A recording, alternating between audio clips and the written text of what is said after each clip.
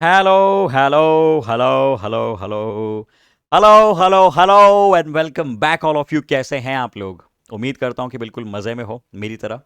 अब सबसे पहले तो ये जो एट द मोमेंट जो सिचुएशन है, जो कंडीशन है, this is very exciting and this is very beautiful, क्योंकि अभी अभी हमारे स्टूडेंट्स के रिजल्ट्स आए हैं।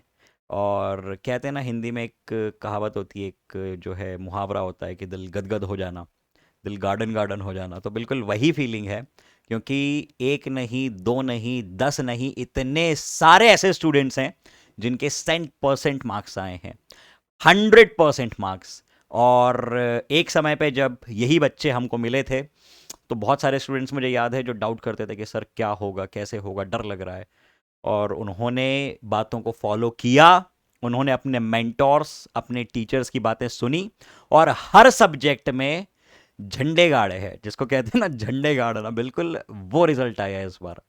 तो चलिए करते हैं थोड़ा सा डिस्कशन। मेरा मानना है कि ये सेशन आपके लिए एक्चुअली लाइफ चेंजिंग सेशन हो सकता है, अगर आप एक सिंसियर स्टूडेंट हैं तो क्या डिस्कस करने वाले हैं हम, ये उद्देश्य है किस तरह से फिजिक्स में, डेफिनेटली मैं आपको फिजिक्स की बातें बताऊंगा, इसी तरह से आपके मेंटोर्स आपको केमिस्ट्री, बायो और मैथ्स की बातें भी बताएंगे, किस तरह से हम लोग 100 आउट ऑफ 100 स्कोर कर सकते हैं फिजिक्स में।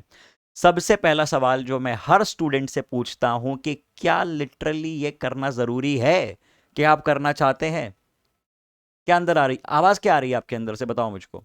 अगर मैं आपसे पूछूं कि क्या आप वाकई में 100% स्कोर करना चाहते हो, तो आप क्या कहोगे? कि सर सोच के तो बहुत बड़ी बात लग रही है।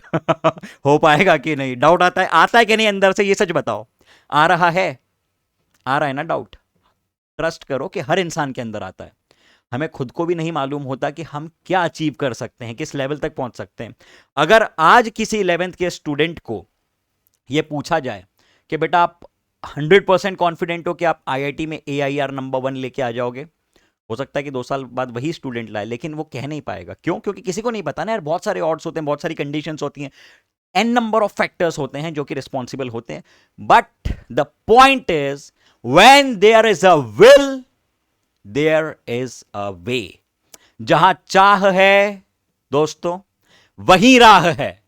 तो अगर आपके अंदर यह चाह है कि हां, अगर किसी स्टूडेंट के 100 में से 100 आएंगे तो वो मैं हूं, तो आप सही जगह पे हैं।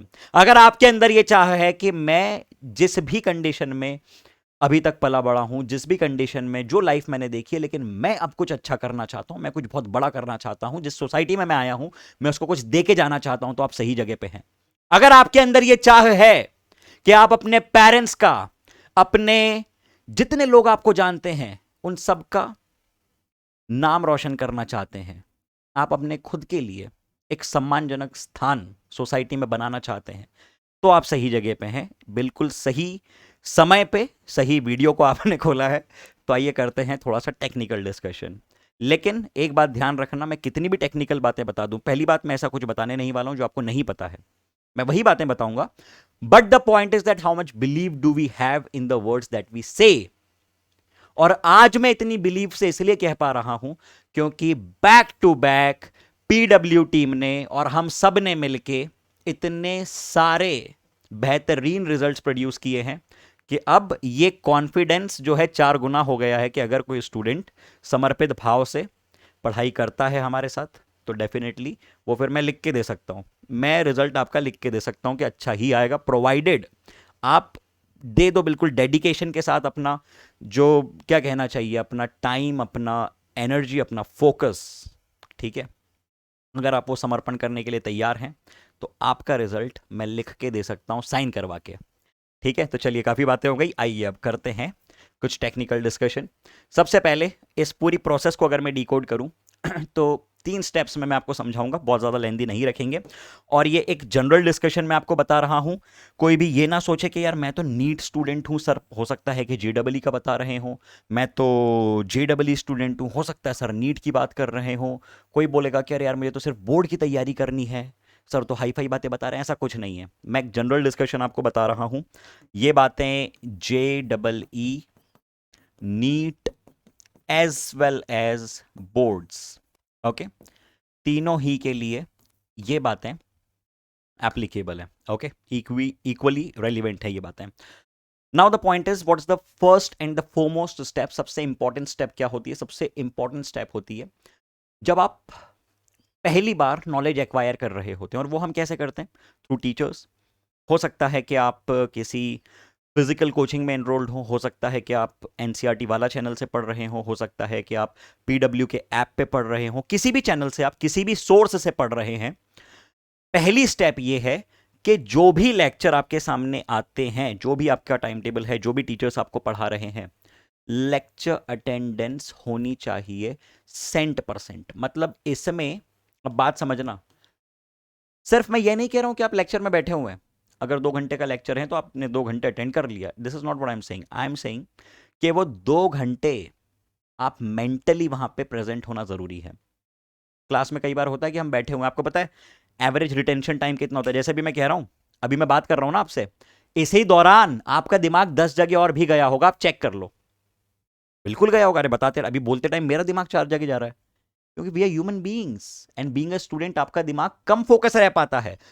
टास्क यही है कि एक लेक्चर में अगर आपने लेट्स से 1.5 घंटा 2 घंटे का लेक्चर है, तो उसमें आपको यह कोशिश करना है कि 100% आप एब्जॉर्व कर सकें। डेफिनेटली ऐसा नहीं होगा, उसके लिए आपको फिर से एक बार बैठ के, लेट्स से 2 घंटे का लेक्चर है तो आधे घंटे का रिवीजन, 20 मिनट का रिवीजन करना है, तब जाके मैक्सिमम कंटेंट आप हर लेक्चर का ले पाएंगे। लेकिन ये आपको कंटिन्यूअसली एक चेक रखना है कि क्या मैं मेंटली प्रेजेंट हूं, क्या सर जो कह रहे हैं मैं वो पूरी तरह से ग्रास्प कर पा रहा हूं। और आप देखिएगा कि आप खुद एक मैकेनिज्म आपके अंदर चालू हो जाएगा, आपको पता चलेगा कि अच्छा अच्छा अच्छा सर अभी ये कह रहे हैं, मेरा दिमाग यहां पे भटका था। आप नोट कीजिएगा कि लेक्चर के बीच में आपका फोकस कितनी बार जो है ब्रेक होता है। तो पहली स्टेप है लेक्चर अटेंडेंस। अब इसको खुद मैं 2 स्टेप्स में डिवाइड करता हूं। पहली होती है क्लासरूम और दूसरा होता है पोस्ट क्लासरूम। ठीक है, एक होता है ड्यूरिंग क्लासरूम, या तो 3 स्टेप्स में हम इसको क्लासिफाई करें। एक होता है प्री क्लासरूम, एक होता है क्लासरूम, और एक होता है पोस्ट क्लासरूम।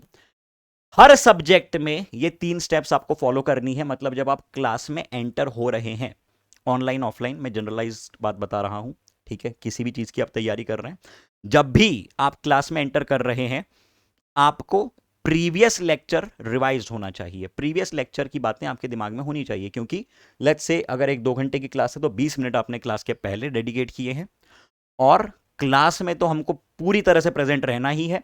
और ये चेक करने का तरीका क्या हो सकता है पता है? कि अगर आपने एक लेक्चर अटेंड किया है और मेंटली आप एग्जॉस्ट नहीं हुए, मतलब कहीं ना कहीं आप कंफर्ट जोन में थे, कहीं ना कहीं आपका दिमाग जो इधर उधर भटका था, कहीं ना कहीं कुछ और सोचने में चला गया था। अब ये चेक और कोई नहीं रख पाएगा, आपके अंदर कोई नहीं घुस पाएगा, आपको खुद रखना है। अगली बात, what is post classroom? Post classroom revision का मतलब यह है कि जैसे ही लेक्चर हुआ वैसे ही हम लोग तुरंत कुछ समय निकाल के उस पर्टिकुलर टॉपिक को रिवाइज करें। ये 3 बातें अगर आप फॉलो कर रहे हो, तो पहली स्टेप, जो कि मैं ये मानता हूं कि जितना ये सब है ना, ये जो सब लिखा हुआ है, इसका 75% इकलौती फर्स्ट स्टेप है। That means if this whole bring success, 75% of success सिर्फ यहां से आएगी, सिर्फ यहां से आ जाएगी 75% सक्सेस। याद रखना, ये बहुत काम की बात है। इसके बाद next point is how do you maintain your notes. एक टॉपर के नोट्स जो होते हैं ना, वो ऐसे होते हैं कि वो अपने फिर छोटे भाई बहन को दे दे, वो उनके भाई बहनों को दे दें।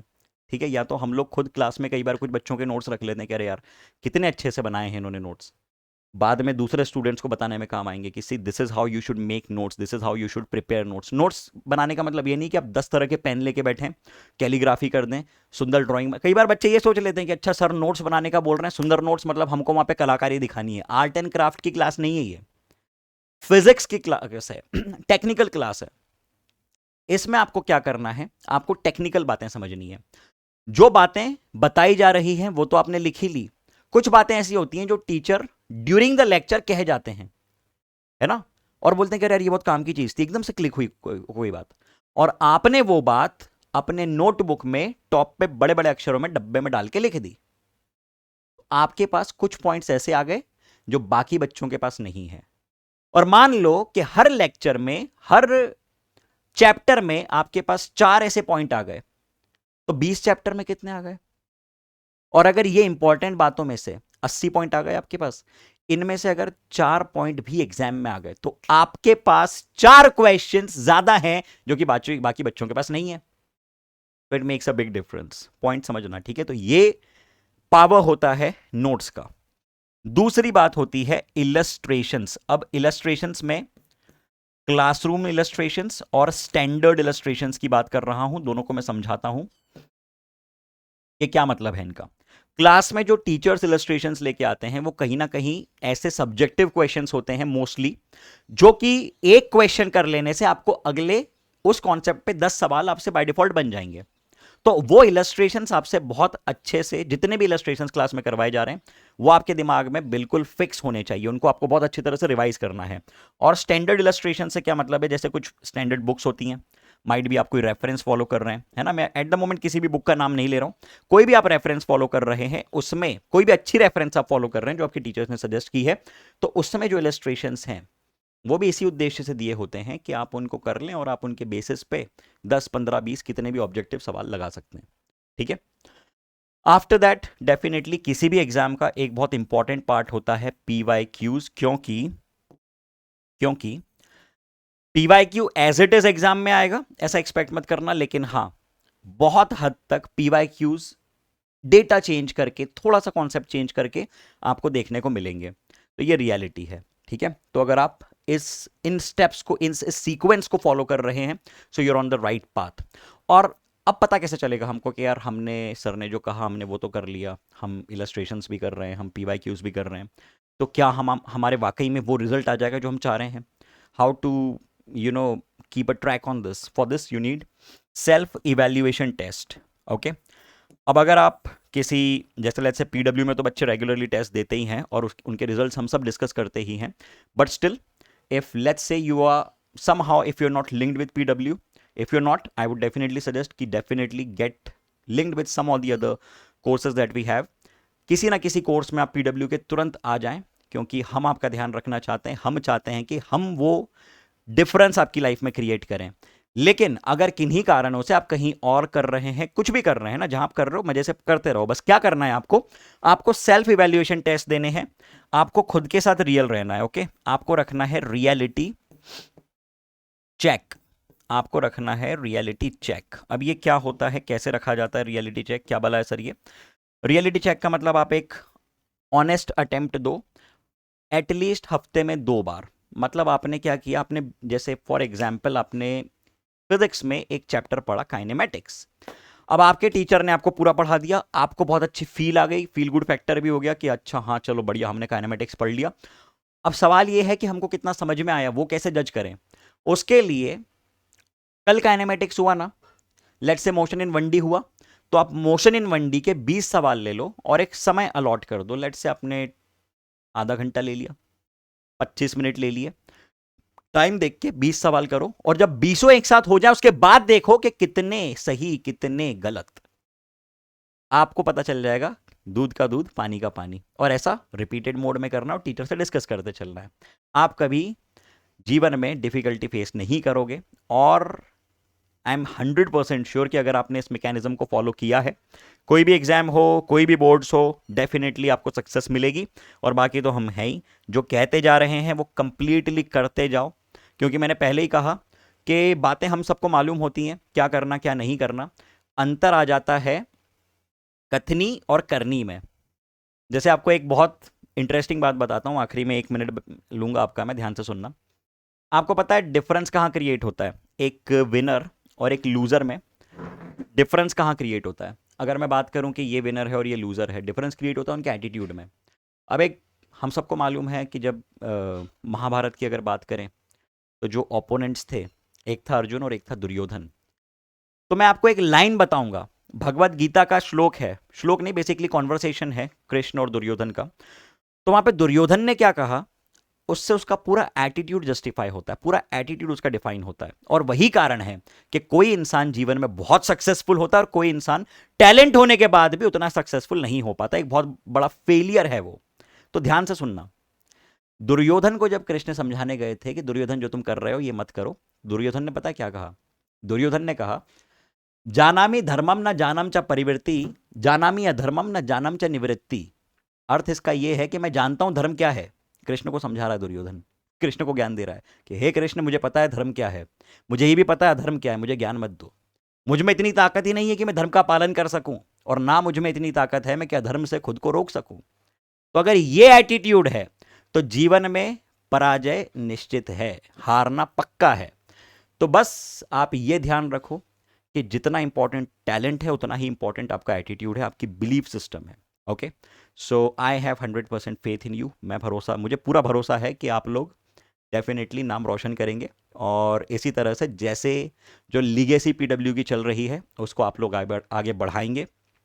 सो see you soon, until then take care, goodbye, thank you.